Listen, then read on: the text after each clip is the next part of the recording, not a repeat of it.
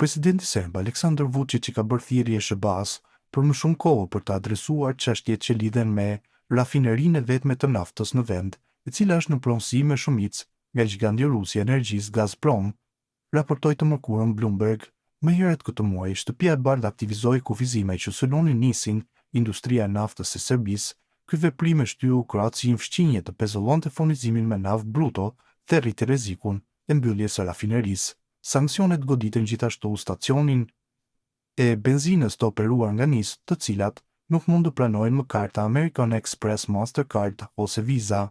Shpresoj që SBA të mos fillojë sanksione dytësore të paktën deri në mesin e dhjetorit, tha Vučić për Bloomberg, duke shtuar se Beogradi shpreson të zgjidhë çështjen që lidhet me aksionet shumicë të Gazpromit në NIS. Ai thuhet se u kërkoi zyrtarëve amerikanë të përmbahen nga synimi i institucioneve financiare serbe që lehtësojnë pagesat në stacionet e rafinerisë. NIS është një kompani kryesore energjetike në Ballkan me një rafineri në Pančevo, pranë Beogradit dhe një rrjet rajonal prej mbi 400 stacionesh benzine.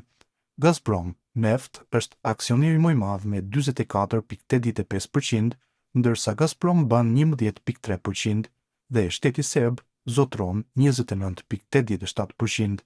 Washingtoni pret që Beogradi ose të sigurojë shitjen e sanksioneve aksioneve të Gazpromit në NIS, ose të marrë kontrollin nëpërmjet shtetëzimit, thanë zyrtarët amerikanë të cituar nga Bloomberg. Më herët këtë javë, Vučić thuhet se hodhi poshtë planet për veprimet e njëanshme kundër gigantit rus të energjisë, i cili ka mbajtur një pjesë të konsiderueshme që nga viti 2008, duke theksuar se ai nuk është as komunist dhe as fashist.